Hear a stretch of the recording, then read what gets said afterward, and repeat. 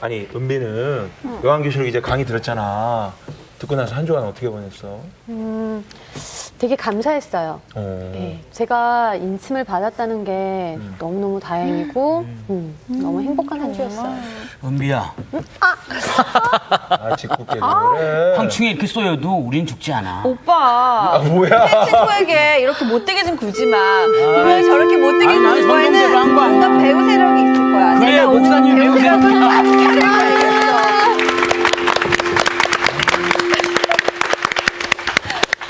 한 주간 잘 지냈어요? 네. 예. 오늘 표정들이 아주 좋아요. 네. 예. 우리 복습 해오셨나요? 네. 복습 얘기하면 수상이 우리 너무 되나요? 침묵이 흘러. 복습합시다 우리. 네. 반장. 네. 지난주 무슨 공부했죠? 지난주 그 별이 옳지. 떨어졌죠. 별이. 별 하나가 떨어졌어요. 근데 그 별이 그 천사라고 복습을 했네요. 거기까지요. 거기까지. 예. 예, 이 별은 떨어지다라는 표현 때문에 해석이 분분한데 네. 그래서 뭐 사탄이다 또는 아니다 천사다. 근데 어떻게 해석을 했죠? 천사로 천사다. 해석을 했죠. 네. 그 근거가 뭐였어요? 20장, 요한계시록 20장에 있습니다. 20장. 네. 옳지. 아주 공부를 잘했습니다. 계시록 20장에 유사한 표현으로서 천사가 내려온다. 근데 이것은 별이라는 은유적 표현을 쓰다 보니까 떨어지다. 문맥에 맞게 떨어지다라는 표현을 썼을 뿐이다. 네, 아주 공부를 잘했어요. 그 다음에 두 번째. 뭐가 또 등장을 했죠? 무저갱이 들어갔지. 옳지. 무저갱. 갱. 이 무저갱은 악한 영들이 집합하는 공간. 네, 그래서 이 무저갱의 그림을 하나 예로 보여줬죠. 소돔과 고모라. 옳지. 소돔과 고모라. 이 도시는 뭘로 심판을 받았나요? 유황과 불이요. 그렇죠. 유황과 불로 심판을 받고 화덕.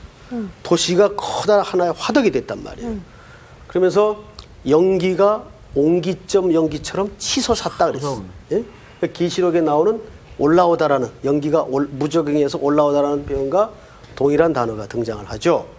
그러면서 이 소돔과 고모라 사람들의 영적인 상태가 어땠습니까? 어두웠어요. 어두워지다. 예. 눈이 가리우고 앞을 보지 못하고 더듬거리는 그 영적인 무지, 무감각. 그거를 선생님 에베소 4장 17절서부터 세 가지로 표현을 했어요. 무지, 어둠, 무감각. 무감각. 이것은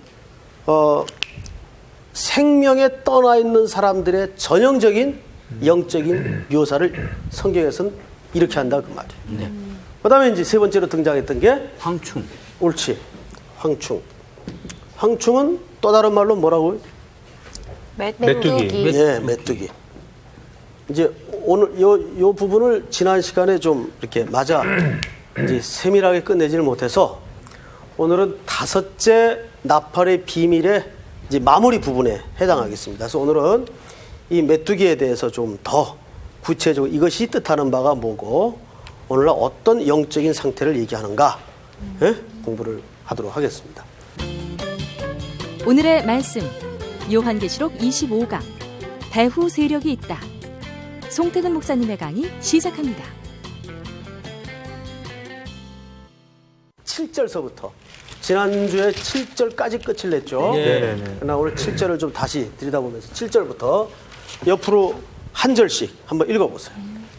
황충들의 모양은 전쟁을 위하여 준비한 말들 같고 그 머리에 금 같은 관 비슷한 것을 썼으며 그 얼굴은 사람의 얼굴 같고 또 여자의 머리털 같은 머리털이 있고 그 이빨은 사자의 이빨 같으며 또 철 호심경 같은 호심경이 있고 그 날개들의 소리는 병거와 많은 말들이 전쟁터로 달려 들어가는 소리 같으며 또 정갈과 같은 꼬리와 쏘는 살이 있어 그 꼬리에는 5달 동안 사람들을 해하는 권세가 있더라. 계속해서 그들에게 왕이 있으니 무적행의 사자라. 히브리어로는 그 이름이 아바돈이요 헬라어로는 그 이름이 아볼루온이더라. 예, 거기까지입니다. 오늘 이 부분을 여러분들하고 좀 공부를 이제 끝마치겠습니다. 오늘 그러면 5째 나팔이 이제 끝이 나게 됩니다. 자, 우선 황충이 뜻하는 의미가 뭔가? 황충은 메뚜기라고 그랬어요. 메뚜기, 메뚜기 재앙. 출애굽기에도 보면 메뚜기 재앙이 나옵니까? 안 나옵니까? 나와요. 등장을 하죠. 그리고 이제 오늘은 메뚜기의 특징에 대해서 성경 전체에서는 메뚜기를 어떤 특징적인 존재로 묘사를 해놨는가, 그걸 좀 한 3군데만 우리 학생들이 좀 찾아보십시다. 우선 어느 분이 사사기 6장을 좀 찾아보세요. 사사기 6장.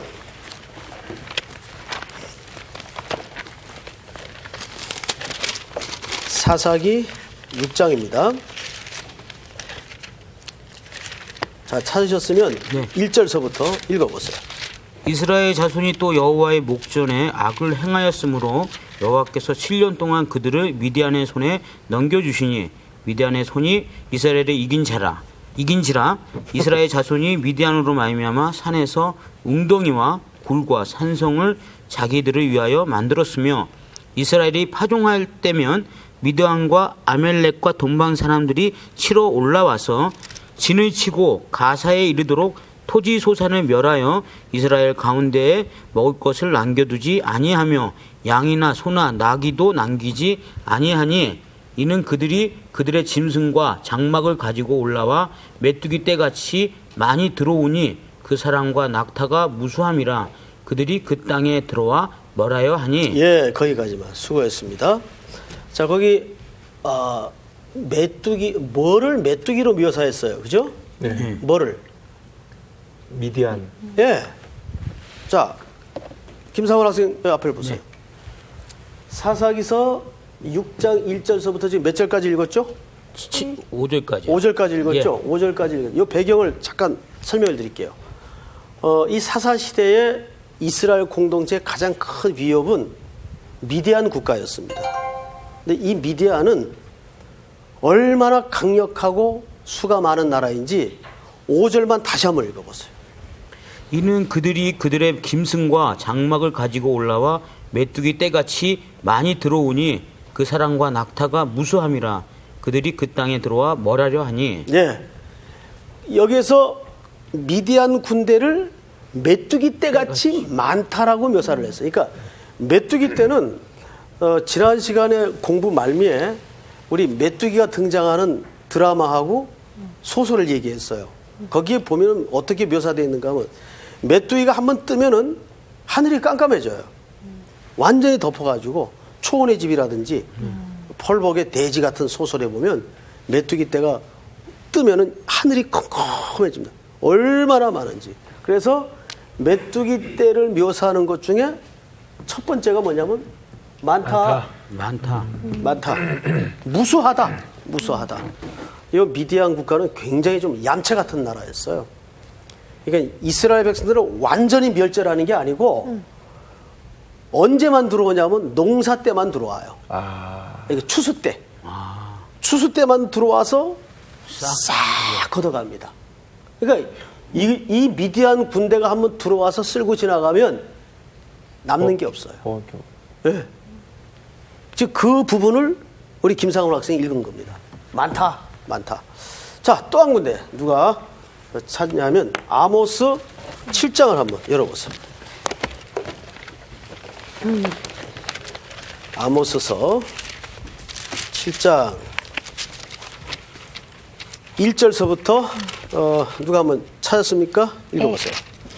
주 여호와께서 내게 보이신 것이 이러하니라. 왕이 풀을 벤 후 풀이 다시 움돋기 시작할 때에 주께서 메뚜기를 지으심에 메뚜기가 땅의 풀을 다 먹은지라. 내가 이르되 주 여호와여 청하건대 사하소서. 야곱이 미약하오니 어떻게 서리이까 하매. 네, 거기 메뚜기가 어떻게 했다고 써 있어요? 땅의 풀을 다 먹은지라. 예, 성경에서 메뚜기의 또 다른 표현은 뭐냐 하면 파괴력입니다. 파괴력.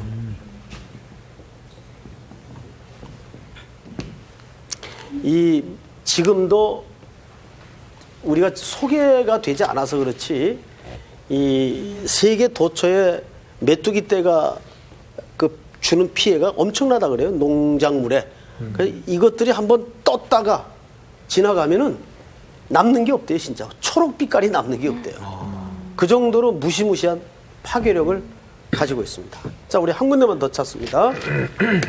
이 성경 찾기가 조금 애매한 데인데 나훔서. 자, 나훔.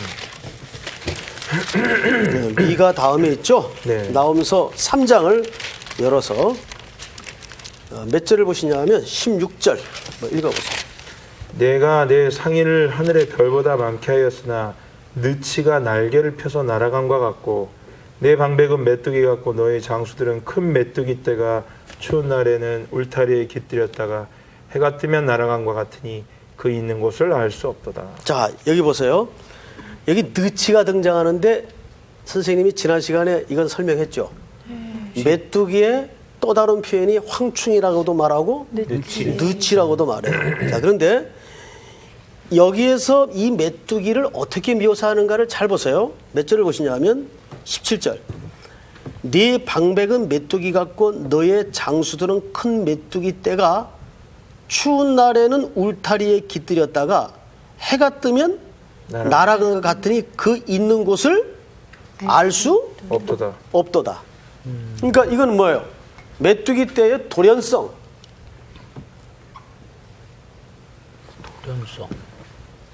메뚜기 떼의 돌연성. 뭐 당최 알 수가 없는 거죠. 그렇죠. 뭘 어떻게 할지. 예. 어디서 떴다가 어디로 날아가는지, 어디에서 습격을 해오는지, 어디로 가버리는지 알 수가 없단 말이에요. 이 메뚜기 떼의 돌연성. 이 세 가지가 메뚜기 떼가 성경에 묘사된 중요한 갖고 있는 의미들입니다. 15절에 보면 번식력도 강한데요. 그렇죠. 예, 그건 이제 오늘 공부하고는 조금 관계가 없으니까 지나갑니다. 예. 미안해요. 아닌데. 근데 이제 저렇게 여러 군데 관심 있는 사람들이 창의력이 좋아요. 네. 사실. 그런 것 같아. 네. 네. 자, 상훈 학생 절 봐요. 네. 자, 상훈 학생. 네. 메뚜기 떼가 가는 세 가지 특징이 뭐예요? 많다.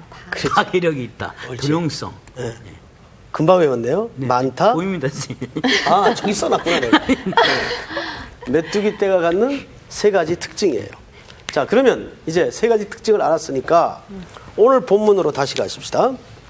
계시록.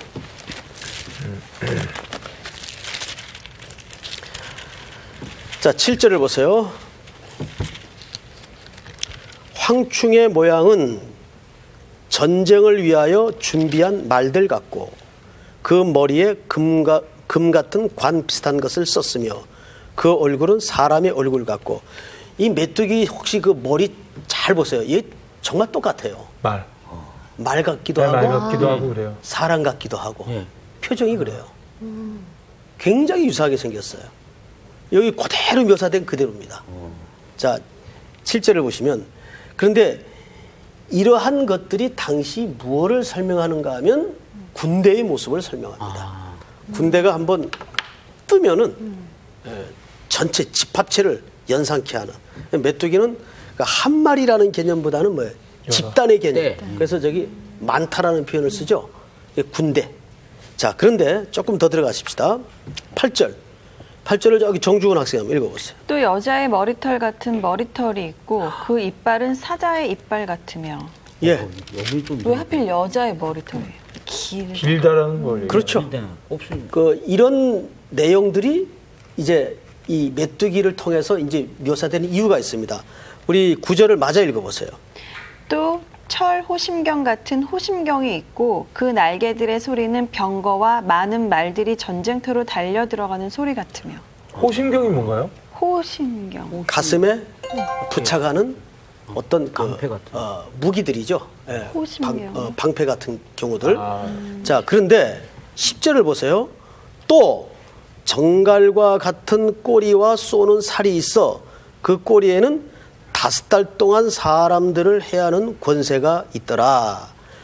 이것은 지난 시간에 우리가 생명을 떠나 있는 자들이 겪는 고통에 대해서 설명을 드렸습니다. 네. 그죠? 자, 근데 그들이 일시적인 고통을 당하는데 하나님이 기회를 줘요. 5달. 예, 기회를 주는 겁니다. 그런데 끝까지 하나님의 초청과 부름에 거절한 사람들에게는 영원히 죽지 않는 사망과 음부가 기다리고 있다는 것을 우리가 공부를 했습니다. 자, 그런데 여기에 보면 아주 좋은 표현은 아니고 아주 묘한 표현이 하나 등장을 해요. 11절. 그들에게 뭐가 있으니? 왕이 있으니 무적행에 뭐예요? 사자라. 히브리어는 그 이름이 아바돈이요. 헬라어로는 그 이름이 아볼론이더라. 이렇게 되어 있습니다. 자, 여러분. 여기 왕이 있다고 표현을 하고 있어요. 이 군대 뒤에. 지난 시간에 선생님하고 누가복음 8장을 찾으면서 거기 거라사 땅에 군대 귀신 들린 자들을 우리가 살펴봤습니다. 자, 그 군대 귀신이라는 건 어떤 상태라고 얘기를 했어요? 귀신이 굉장히 많다. 강한 그리고 많은 악한 영들의 권세가 그 한 인격 안에 들어와 있는 상태를 얘기합니다. 근데 그들이 제일 무서워하는 게 뭐예요? 무적행. 무적행을 제일 무서워해요. 거기에는 들어가지 말게 해 주시옵소서 예수님에게 부탁을 합니다. 그런데 오늘 본문에서 성경이 드러내고자 하는 진짜 의도가 뭐냐면 그들 뒤에는 뭐가 있다? 왕이 있다. 그들의 왕이 있다 그 말이에요. 그러니까 그 C.S. 루이스라는 유명한 이제 학자인데 이분이 두 극단을 얘기했어요. 그 첫째가 뭐냐면 귀신의 악한 존재는 없다라는 신학의 한 경향이 있어요. 그리고 또 두 번째는 모든 게 다 귀신이라고 얘기하는 또 사람들이 있어요. 뭐 심지어는 연필 깎다가 손이 베어가지고 피가 나는 것도 귀신의 장난이다. 이렇게 이제 얘기하는 사람들이 일부가 있어요. 예. 지금 우리 한국 교회에도 보면은. 그런데 루이스가 아주 중요한 얘기를 했는데 이 두 극단을 조심해라. 그렇죠? 그러나 중요한 건 뭐냐면 악한 영의 존재가 존재합니까? 안 합니까? 해요. 존재합니다. 근데 그 배후에는 뭐가 있어요? 왕이 있어요. 왕. 우리가 루이스의 말처럼 양 극단은 조심해야 돼요. 귀신이란 게 어딨냐? 요즘 대명천지에 없다. 이것도 잘못된 거예요. 근데 또 하나는 모든 게 귀신의 장난이다. 이것도 잘못된 거예요. 뭐 아까도 말씀드린 것처럼 뭐 연필 깎다가 손 비인 것도 그건 실수로 비인 거지. 그게 무슨 귀신의 장난이에요. 심지어 감기만 걸려도 귀신 들렸나 보다. 이렇게 모든 걸 귀신으로 시작해서 귀신으로 끝나는 이런 일부 잘못된 가르치는 교회가 또 있죠. 이 두 극단은 굉장히 경계를 해야 됩니다. 그러나 우리가 냉정하게 어둠의 존재는 분명히 있어요. 그런데 문제는 뭐냐면 그 뒤에 배후 세력이 있다는 겁니다. 배후 세력이. 이게 사탄이에요. 사탄이 이 땅의 모든 사람들의 마음속에 무지를 집어넣고 탐욕을 집어넣고 욕망을 들끓게 만들어서 우리가 거기에 춤추게 만드는 거예요. 거기에. 그래서 세상이 이렇게 뒤죽박죽이 되어 있는 거죠. 혼돈 속에. 무질서하게 되어 있고. 그러니까 하나님의 영이 들어가지 않는 세계는 일단 첫 번째 나타나는 현상이 무질서예요. 굉장히 혼란스럽습니다. 그런데 하나님의 생명이 들어가기 시작하면 혼란스러웠던 내 인생도 무질서했던 삶도 다 우선순위를 잡아가고 질서가 잡히기 시작합니다. 이게 생명이 있는 것과 없는 것의 중요한 차이예요. 그래서 오늘 여러분들이 잊지 말 것은 뭐냐면 배후 세력이 있다. 그러나 거기에 너무 우리가 흔들릴 이유도 없고 우리는 그 배후 세력에 대해서 그 배후 세력이 어둠의 권세 잡은 자가 우리의 머리털 하나 상하지 못하게 꼼짝을 못합니다. 왜냐하면 예수님의 보혈의 피가 그 모든 승리를 완전히 이루어 놓으셨기 때문에 우리는 거기에 대해서 전혀 미동할 이유가 없습니다. 아멘입니까? 아멘. 자, 그럼 이제 본문으로 들어가십시다. 자, 9장을 다시 보십시오. 11절. 그들에게 뭐가 있으니? 왕이 있으니 무저갱의 사자라. 히브리어는 그 이름이 아바돈이요, 헬라어는 그 이름이 아볼루온이더라. 이렇게 되어 있어요. 자, 여기에서 우선 이 황충, 메뚜기가 우리에게 가져다주는 현상이 뭐냐? 세 가지로 설명을 했는데, 자, 이것들이 쓱 쓸고 지나가면 남는 게 하나도 없어요. 누가 한번 요엘서 몇 장을 찾아보시냐면 1장을 찾아보세요. 요엘서 1장. 자, 찾았으면 한번 읽어보세요. 1장 1절서부터 2절까지. 부드엘의 아들 요엘에게 임한 여호와의 말씀이라. 늙은 자들아 너희는 이것을 들을지어다. 땅의 모든 주민들아 너희는 귀를 기울일지어다. 너희의 날에나 너희 조상들의 날에 이런 일이 있었느냐. 너희는 이 일을 너희 자녀에게 말하고 너희 자녀는 자기 자녀에게 말하고 그 자녀는 후세에 말할 것이니라. 팥중이가 남긴 것을 메뚜기가 먹고 메뚜기가 남긴 것을 느치가 먹고 느치가 남긴 것을 황충이 먹었도다. 자, 거기 황충이 먹었도다. 이런 표현들은 황충이라는 곤충의 또 다른 표현들인데, 이 황충이 쓸고 지나간 자리에는 남는 게 없어요. 그러면 남는 게 없다는 것은 무슨 말인가 하면 곡식이 없다는 얘기예요. 이것들이 한번 지나가면 이거 갖는 성격이 파괴력이고 돌연성이란 말이죠. 그러면 곡식 같은 것들이 남아있지 않으면 자연이 뭐가 끊어질까요? 사람들이 배가 고픈 것도 배가 고픈 거지만은 여기에서 말하고자 하는 진짜 의도는 뭐냐면 사람들의 즐거움이 말라지고 하나님 앞에 예배가 끊어져요. 예배가 끊어져요. 자, 몇 절을 보시냐면 10절을 이어서 읽어보세요. 8절부터. 너희는 처녀가 어렸을 때 약혼한 남자로 말미암아 굵은 배로 동이고 애곡함 같이 할지어다. 소제와 전제가 여호와의 성전에서 끊어졌고 여호와께 수종드는 제사장은 슬퍼하도다. 자, 제사가 끊어지죠? 그다음에 또 옆에 우리 오태근 학생이 이어서 읽어보세요. 밭이 황무하고 토지가 마르니 곡식이 떨어지며 새 포도주가 말랐고 기름이 다하였도다. 농부들아 너희는 부끄러워할지어다. 포도원을 가꾸는 자들아 곡할지어다. 이는 밀과 보리 때문이라. 밭의 소산이 다 없어졌음이로다. 포도나무가 시들었고 무화과나무가 말랐으며 석류나무와 대추나무와 사과나무와 밭의 모든 나무가 다 시들었으니 이러므로 사람의 즐거움이 말랐도다. 네. 하나님을 향한 예배가 끊어지고 사람들의 희락과 즐거움이 말라지고 이런 이제 현상들이 나타나는 겁니다. 자, 예배가 끊어진다는 것은 이 당시에 어떤 상태를 얘기하냐면 참된 마음으로 참된 신앙으로 하나님 앞에 신앙하는 것이 아니라 형식적으로 그저 형태만 남아서 진심은 싹 빠진 채 하나님 앞에 나아가던 그러한 모든 것들이 마치 메뚜기가 쓸고 지나간 자리처럼 황폐하게 껍데기만 남게 된다 그 말. 그걸 여기선 예배가 끊어진다. 그리고 말라기서에서는 이 말이 어떻게 끝이 나죠?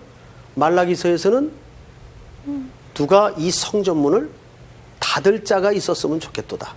하나님이 예배를 거절하세요. 근데 아이러니하게도 예배케 그 제도와 의도를 만든 분이 원래 누굽니까? 하나님이세요. 근데 하나님이 그 예배를 거절하세요. 왜 그럴까요? 진심이 담겨지지 않고 돌이킨 삶이 담겨지지 않는 모든 신령과 진정으로 드려지지 않는 예배가 황폐케 되는 예배입니다. 그래서 그 예배가 끊어집니다. 오늘날에도 우리가 주여 주여 하는 자마다 다 천국에 들어갈 것이 아니요 내 아버지의 뜻대로 행하는 자라야 천국에 들어갈 것이나 이 유명한 말씀 마태복음 7장에 있죠. 우리가 거기서 보통 행한다는 말 이거를 자꾸 어떻게 이해하면 윤리, 도덕, 어떤 행동, 율법 이런 식으로 이 행하다를 이해합니다. 근데 성경은 이러한 것을 의도해서 행하다라고 설명한 적이 없어요. 성경이 진짜 중요한 게 뭐냐면, 자, 우리 한번 보십시다. 찬송가 중에 우리 김상훈 학생 이 찬송 압니까? 요즘은 CCM들을 많이 부르니까 찬송들 잘 모르더라고요. 잘 짓고 잘 지세 우리 집 잘 지세. 그렇죠? 예. 그 찬송 아시죠? 예. 그게 어느 성경을 기초로 한 성경일까요? 찬송일까요? 마태복음 7장입니다. 한번 찾아보세요. 우리 상훈 학생 한번 찾아보세요. 7장을 보시면 21절 상훈 학생이 한번 읽어보세요.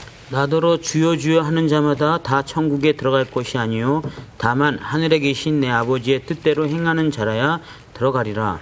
그날에 많은 사람이 나더러 이르되 주여 주여 우리가 주의 이름으로 선지자 노릇하며 주의 이름으로 귀신을 쫓아내며 주의 이름으로 많은 권능을 행하지 아니하였나이까 하리니 그때 내가 그들에게 밝히 말하되 내가 너희를 도무지 알지 못하니 불법을 행하는 자들아 내게서 떠나가라 하리라. 자, 학생들 거기서 연필을 가지고 성경에다가 어디에다 표시를 하냐면 불법이라는 단어에다가 표시를 하세요. 불법. 불법이 뭐예요? 우리 답은 조금 나중에 내리기로 하고 그 옆에 구절을, 그 아래 구절을 장은비 학생이 한번 읽어보세요. 24절. 예, 24절부터. 그러므로 누구든지 나의 이 말을 듣고 행하는 자는 그 집을 반석 위에 지은 지혜로운 사람 같으리니 비가 내리고 창수가 나고 바람이 불어 그 집에 부딪히되 무너지지 아니하나니 이는 주추를 반석 위에 놓은 까닭이요 나의 이 말을 듣고 행하지 아니하는 자는 그 집을 모래 위에 지은 어리석은 사람 같으리니 비가 내리고 창수가 나고 바람이 불어 그 집에 부딪힘에 무너져 그 무너짐이 심하니라. 방금 불렀던 찬송의 가사가 이 본문을 근거로 지은 찬송입니다. 그런데 선생님이 지금부터 비교를 하나 해드릴 테니까 우리 학생들이 잘 생각하고 대답을 똑똑하게 해야 됩니다. 여기 제일 많이 나오는 단어가 행하다와 행하지 않답니다. 그렇죠? 자, 그런데 우리가 요 단어 때문에, 그리고 짓는다는 단어 때문에 이거를 행동의 행하다라는 개념으로 이해할 수가 있어요. 그리고 이 본문이 집 짓는 싸움으로 오해할 수가 있어요. 이거는 집 짓는 데 초점이 있지 않아요. 어디에 오히려 초점이 있죠? 기초에, 기초. 자, 잘 행한 사람은 그 기초를 어디에 놓은 사람이에요? 반석. 네. 반석 위에 놓은 사람이에요. 근데 아무리 집을 잘 지었어도 잘 못한 사람은 어디에 기초를 놓은 사람이에요? 모래 위에 기초를 놓은 사람이에요. 그러니까 이 본문은 행하는 데에 초점이 있어요. 기초를 어디에 놓느냐에 초점이 있어요. 기초를 어디에 놓느냐. 그렇죠? 네. 아무리 집을 막 문고리는 다이아에다가 막 층층마다 에스컬레이터를 놓고 이런 집을 지어도 그 집이 모래 위에 지은 집이면 불법 건물이라 그 말이에요. 네. 그 불법 건물이에요. 그러니까 우리가 오늘날 기독교가 제일 큰 대적이 뭐냐면 휴머니즘으로 가는 거예요. 이해가 됩니까, 여러분? 네. 기독교는 종교가 아니에요. 예수가 중심이에요. 이 반석이 누구세요? 예수 그리스도예요. 그러니까 예수 그리스도라는 그분을 통과하지 않는 모든 인생을 설계한 자는 불법 건물이에요. 그러니까 인류는 그리스도가 키입니다. 역사는 그리스도가 중심이에요. 오늘 계시록의 얘기가 전부 그 얘기를 하는 거예요, 사실은. 이 역사가 누구로 귀결이 될 것이냐. 예? 그래서 행하다, 행하지 않다 그러니까는 얼마나 윤리적으로, 율법적으로, 도덕적으로 성실하게 그거 중요하죠. 그게 무의미하다 그런 개념이 아니에요. 예수 믿는 사람은 그렇게 헌신하고 율법적으로도 행위적으로도 건강하게 살아야죠. 그러나 이 본문이 말하는 진짜 의도는 기초 싸움이란 말이에요. 내 인생의 집을 그리스도라는 반석 위에 지은 인생이냐, 모래 위에 지은 인생이냐. 모래 위에다가는 아무리 대리석에다가 구조물이 굉장해도 이거는 뭐예요? 불법 건물, 불법 건물. 이해가 됩니까, 여러분? 네. 네. 자, 오늘 본문으로 다시 가십시다.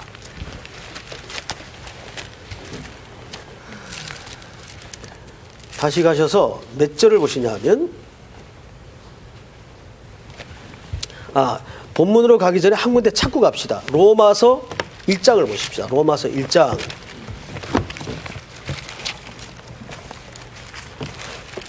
1장 28절을 저기 우리 반장께서 한번 읽어주세요.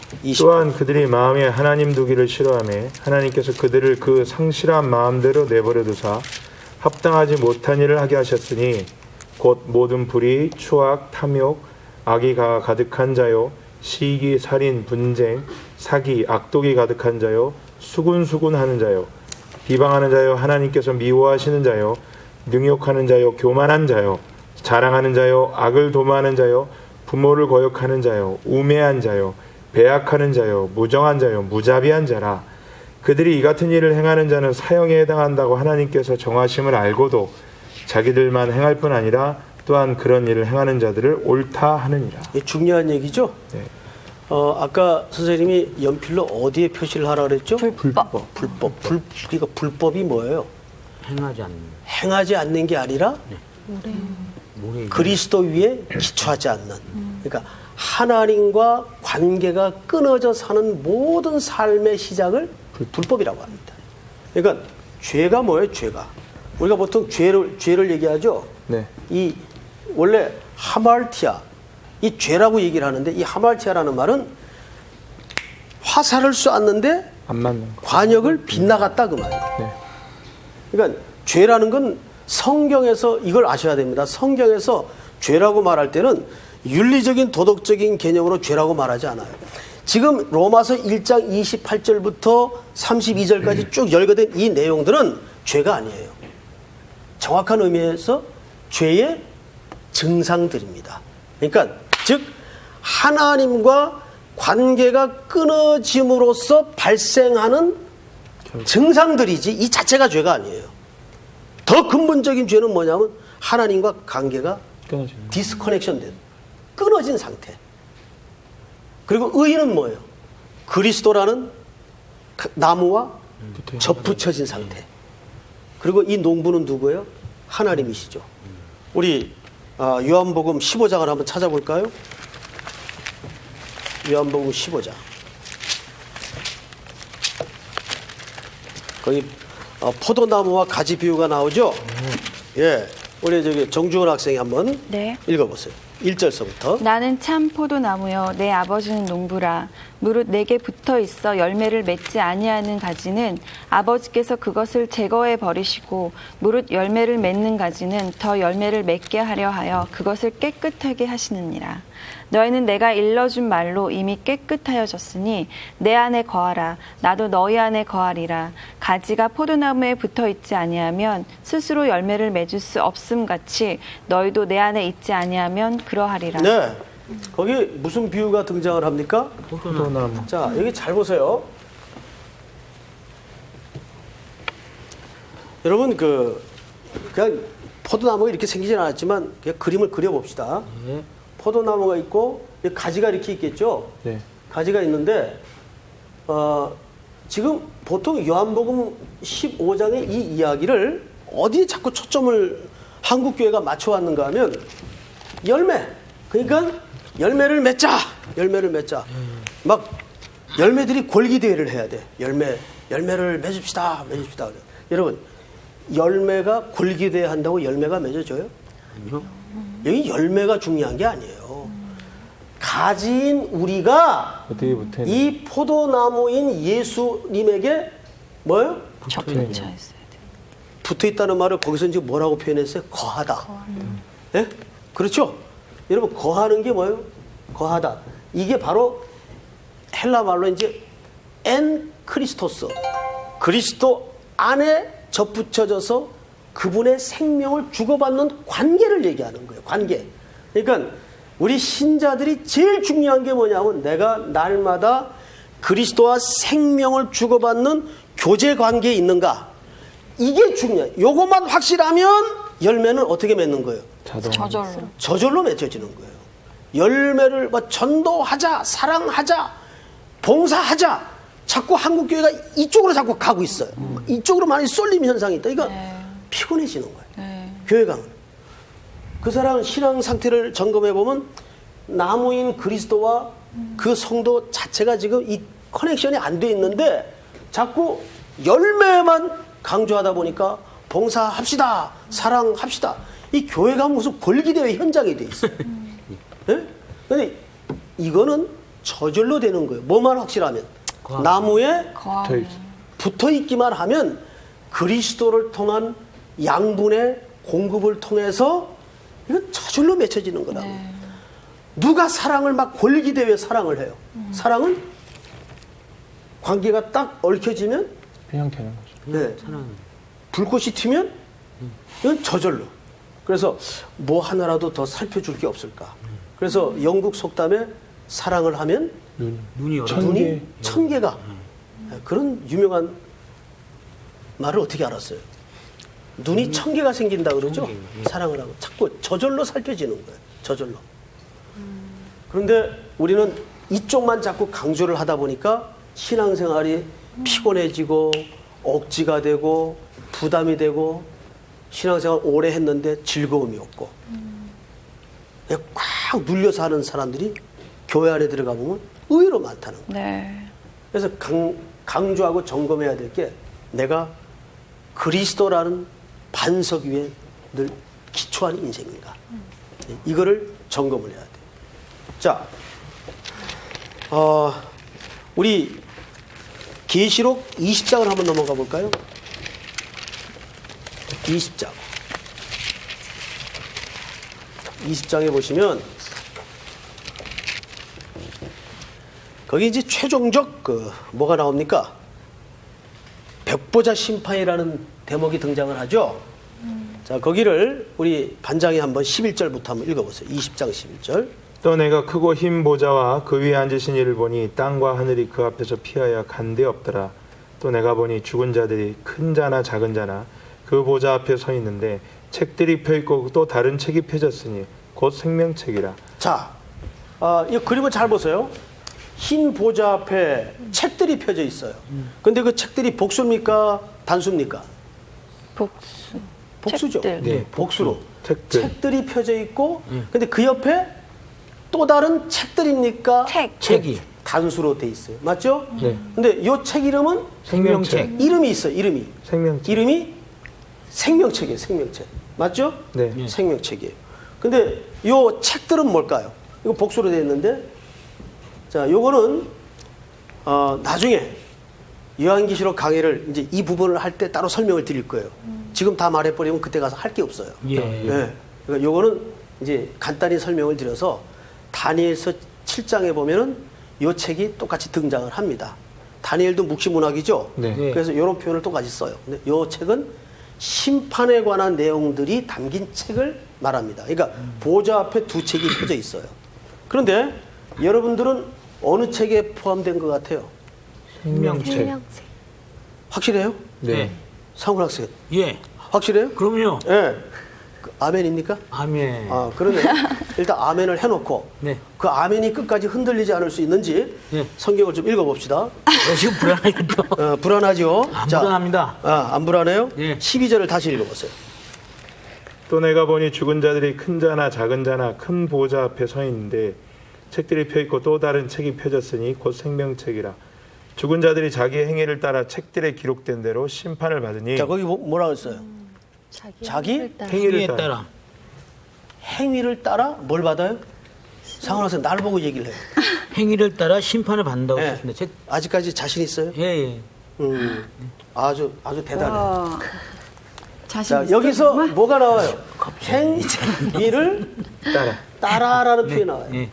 요 말 때문에 이단들이 이 말을 잘못 해석을 해가지고, 그러니까 헌금 좀 더 바치고 네. 잘 못 살면 여기 적혔다가도 일로 가게 돼 있다. 뭐 이래가지고 거의 협박 수준의 메시지를 잘못 풀어내는 경우도 네. 있어요. 여기서 행위를 따라라는 말은 아까 마태복음 7장에서 배웠어요, 안 배웠어요? 그렇죠. 거기서 말하는 행위는 뭐예요? 그리스도 안에 있는 그렇죠. 내 인생의 기초를 반석 위에 놓은 존재이냐, 모래 위에 놓은 존재냐. 그러니까 오늘 이 9장의 5째 나팔의 비밀도 하나님의 인침을 받은 자에 대한 얘기입니까? 안 받은 자에 대한 얘기입니까? 안 받은 자에 대한 얘기죠. 그러니까 항상 성경은 근본적으로 그리스도와 다 연결되어서 이해를 해야 성경이 바르게 해석이 되는 거예요. 네. 알겠어요, 여러분? 예. 그런 의미에서 9장 4절을 다시 가보세요. 이 대상이 누구에게 하는 얘기인가? 9장 4절. 자, 우리 장은비 학생 한번 읽어보세요. 그들에게 이르시되 땅의 풀이나 푸른 것이나 각종 수목은 해하지 말고 오직 이마에 하나님의 인침을 받지 아니한 사람들만 해하라 하시더라. 자, 대상이 누구예요? 인침을 받지 않는 거. 하나님의 인침을 받지 않은 사람들. 여기서 말하는 인침이라는 것은 예수 그리스도의 보혈의 공로를 내가 고백한 상태. 그리스도 이름으로. 우리 한 군데 더 찾아보죠. 전체가 같이 읽습니다. 먼저 사도행전 4장 12절. 성경 많이 찾죠, 오늘? 네. 네, 성서학당은 성경을 많이 찾습니다. 사도행전 4장 12절. 같이 읽습니다. 사도행전. 천천히 찾으세요. 192쪽. 12절, 4장 12절. 시작. 다른 이로서는 구원을 받을 수 없나니 천하 사람 중에 구원을 받을 만한 다른 이름을 우리에게 주신 일이 없으리라 하였더라. 자, 여러분 잘 생각하세요. 종교다원주의가 오늘 한국교회를 굉장히 혼란에 빠뜨리고 있어요. 쉽게 얘기하면 정상으로 올라가는 길은 정상은 하나지만 길은 여러 갈래일 수 있다. 불교로 가도 되고 원불교로 가도 되고 이슬람으로 가도 되는데 끝에 올라가면 다 진리는 하나다. 이게 소위 종교다원주의입니다. 오늘 이것이 소위 배웠다는 사람들의 논리 속에 굉장히 매력을 주고 있단 말이에요. 예? 근데 오늘 성경은 분명히 뭐라 그래요? 다른 이름은 없다. 다른 이름은 구원을 얻을 만한 다른 이름은 준 적이 없다. 이게 송태근의 말이 아니고 네. 성경이 말씀하시는 거예요. 자, 마무리로 한 군데만 더 찾겠습니다. 고린도전서 12장. 그 뒤쪽으로 가시면 3절. 우리 대표로 반장이 한번 읽어보세요. 12장 3절. 그러므로 내가 너희에게 알리노니 하나님의 영으로 말하는 자는 누구든지 예수를 저주할 자라 하지 아니하고 또 성령으로 아니하고는 누구든지 예수를 주시라 할 수 없느니라. 보세요. 내가 단 한 번이라도 예수 그리스도를 구주로 고백한 사실이 있다면 그것은 누구의 역사입니까? 나의 어떤 지식으로 깨달은 거예요? 아니요. 논리력으로 이해를 한 겁니까? 아니요. 누구의 역사라고 돼 있어요? 성령으로 말미암지 않고는 누구든지 그리스도를 주라 시인할 수가 없다. 그러니까 바로 이게 뭐예요? 하나님의 인침을 받은 자라고 말해요. 아멘? 아멘. 네, 오늘 이 확신에 근거해서 우리의 남은 생활이 더욱더 하나님 앞에 감격 속에 감사하게 생활을 하시고 또 이 복음을 알지 못하는 이들에게 지난주 우리 정주훈 학생이 마지막에 하신 말씀처럼 영적인 부담감을 가지고 이 진리를 삶 속에서 구현해내는 우리 학생들이 될 수 있기를 바랍니다. 네. 감사합니다.